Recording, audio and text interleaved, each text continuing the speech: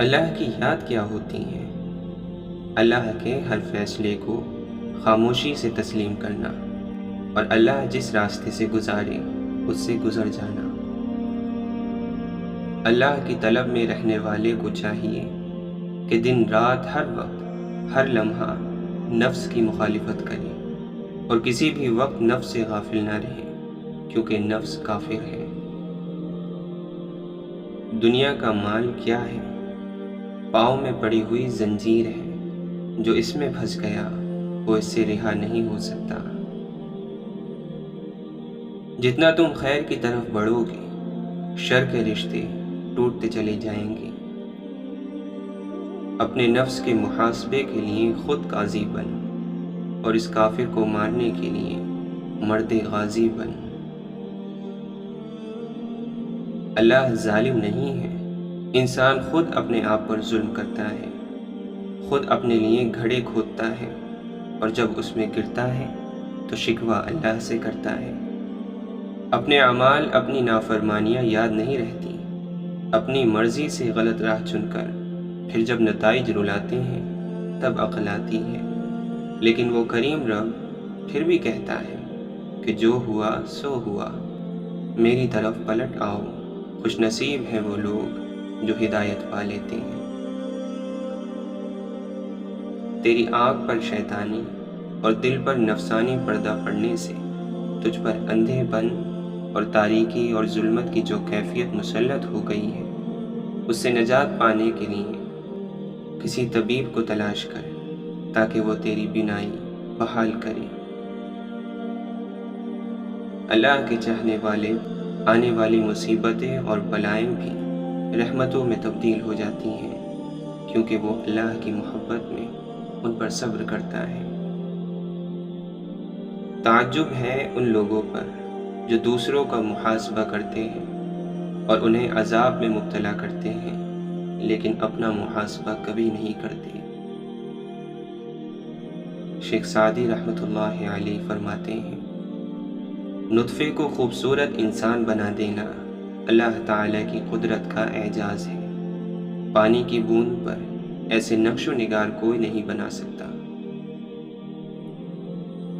فقیر وہ نہیں جس کا ہاتھ دنیاوی ساز و سامان سے خالی ہو، بلکہ فقیر وہ ہے جس کا دل ہوس اور خواہشات سے خالی ہو۔ مولانا رومی فرماتے ہیں، آدمی کا جسم مہمان خانے کی طرح ہے، مختلف فکریں مہمان کی طرح آتی ہیں، لیکن صبر کرنے والے اور جاننے والے ان کو مہمان ہی سمجھتے ہیں۔ یاد رکھ، اللہ تعالیٰ اور بندے کے درمیان پہاڑوں اور فولاد سے سخت حجاب ہے، اور وہ حجاب تیرا نفس ہے۔ جب تک تیرا نفس نہیں مرتا تجھے دیدار حاصل نہیں ہوگا۔ اے نفس امارہ کی قید میں رہنے والے قیدی، اس کافر نفس کو قتل کر اور اس پنجرے کو توڑ دے تاکہ تو اپنی اصل کی طرف پرواز کرے۔ اللہ تعالیٰ کا عاشق جتنی بھی تکلیف میں ہو لوگوں پر ظاہر نہیں کرتا، بلکہ اس کا چہرہ ہمیشہ حشاش بشاش رہتا ہے، خواہ وہ اندر سے اور جسمانی طور پر کتنی ہی تکلیف سے کیوں نہ گزر رہا ہو۔ وہ اپنی تکلیف اللہ سے بھی نہیں کہتا، بلکہ اس کی رضا کے سامنے سر تسلیم خم کر دیتا ہے۔ جہاں کہیں ذرا خیال آ جائے کہ یہ بندہ اللہ کے قریب ہے تو آپ اس کے قریب ہو جاؤ۔ جس کو اللہ نے درویش نہ بنایا ہو اور وہ درویشی کا اظہار کرے تو وہ شخص پریشان ہو جائے گا۔ اگر اللہ کو ندامت اور معذرت کا سجدہ پیش کر دو تو پھر وہ راضی ہے۔ کوئی نیکی نہیں ہوتی تو آپ صرف معاف کرنا ہی سیکھ لو۔ اللہ والا بننے کی خواہش نکال دو اور اللہ والا بننے کا عمل کرو۔ ہر خوشی کے اندر ایک غم ہے اور ہر مایوسی کے عالم میں امید موجود ہے۔ چہروں کی کائنات میں ہر چہرہ ایک الگ کائنات ہے۔ اتنا پھیلو کہ سمٹنا مشکل نہ ہو، اتنا حاصل کرو کہ چھوڑنا مشکل نہ ہو۔ دل کا سکون آسائشوں کا حاصل کرنا نہیں، بلکہ اپنے ایمان کو درست کرنے کا نام ہے۔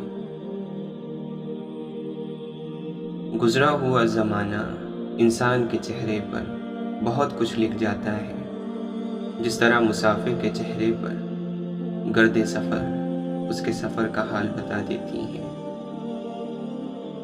ہر پست خیال خود غرض ہوتا ہے اور ہر بلند خیال بے غرض۔ ہدایت اور نیکی کے راستے پر وہ چل ہی نہیں سکتا جس پر اللہ راضی نہ ہو۔ اللہ راضی پہلے ہوتا ہے، سفر بعد میں ملتا ہے۔ سکون کا خواہش کے ساتھ تعلق کوئی نہیں ہے، سکون کا تعلق اللہ کے فضل کے ساتھ ہے، اس کی مہربانی کے ساتھ ہے۔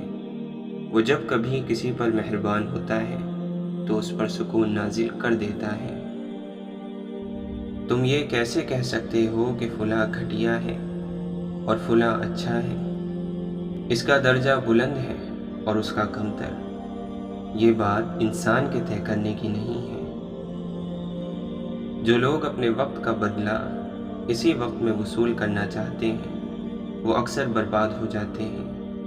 یہ زندگی، یہ عمر، یہ زمانہ، یہ وقت کسی اور وقت کے لیے محنت کا زمانہ ہے۔ یہ زندگی کسی اور زندگی کی طرف ایک قدم ہے، یہ وقت کسی اور وقت کی طرف لوٹنے کا وقت ہے۔ اشفاق احمد فرماتے ہیں، جس دن یہ سمجھ جائیں گے کہ سامنے والا غلط نہیں، صرف اس کی سوچ ہم سے الگ ہے، اس دن زندگی سے بہت دکھ ختم ہو جائیں گے۔ الفاظ سے بات سمجھ آتی ہے، لہجے سے دل میں اتر جاتی ہے۔ جادو الفاظ میں نہیں، لہجے میں ہوتا ہے۔ زمین اچھی ہو لیکن پانی ٹھیک نہ ہو تو فصل خراب ہو جاتی ہے۔ گھر اچھا بنا ہو لیکن گھر میں دین نہ ہو تو نسل خراب ہو جاتی ہے۔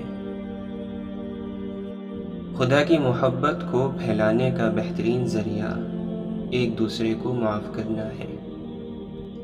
واصف علی واصف فرماتے ہیں، اللہ کے قریب ہو جانے کے دو ہی طریقے ہیں، ایک تو یہ ہے کہ سجدہ کرو، عبادت کرو، خدمت کرو، علم حاصل کرو، اللہ کے لیے سفر کرو، اور دوسرا یہ ہے کہ اس کے فیصلوں پر آمین کہہ دو۔ یہ آسان بلکہ سب سے آسان کام ہے۔ ہماری آنکھوں کے سامنے بہت سے عجائبات ہیں لیکن ہم دیکھتے نہیں۔ ایک معمولی سی بے عقل، بے شعور گائے کتنا بڑا کرشمہ ہے۔ فطرت کا عجوبہ، گھاس سے دودھ بنانے والا حیرت انگیز کارنامہ ہم کیوں نہیں دیکھتے؟ آپ نے فرمایا، دعا کرو کہ ہم کم از کم اپنی زندگی پر تو راضی رہیں۔ بس جو اپنی زندگی پر راضی ہو گیا وہیں اللہ پر راضی ہو گیا، اور جو اللہ پر راضی ہوا اللہ اس پر راضی ہوا۔ جس انسان پر انسان راضی ہو گئے وہ اللہ کی رضا پا گیا۔ جو انسانوں سے راضی رہا وہ اپنی ہستی کا راز پا گیا، اور یہی راز ہے۔ اگر کوئی آپ کو ناراض کرے تو آپ کہیں کہ ہم تو حضور پاک صلی اللہ علیہ وسلم کے غلام ہیں، ہم کیسے ناراض ہو سکتے ہیں؟ جاؤ، ہم نے تمہیں معاف کیا۔ ایک پیاسے کتے پر ترس کھا کر اسے پانی لوگ جنت میں جگہ پاتے ہیں، تو ایک انسان کی بھوکی روح کو سیراب کرنے سے تمہیں کتنا ثواب ملے گا؟ حضرت علی رضی اللہ عنہ فرماتے ہیں، بڑا انسان وہ ہے جس کے سامنے کوئی دوسرا اپنے آپ کو چھوٹا نہ سمجھے۔ دل کی بات صاف صاف بتا دینی چاہیے، کیونکہ بتا دینے سے فیصلے ہوتے ہیں اور نہ بتانے سے فاصلے۔ کبھی کبھی باوجود آپ کی لاکھ کوشش کے خدا آپ کے حالات اس لیے نہیں بدلتا کیونکہ وہ آپ کا دل بدلنا چاہتا ہے۔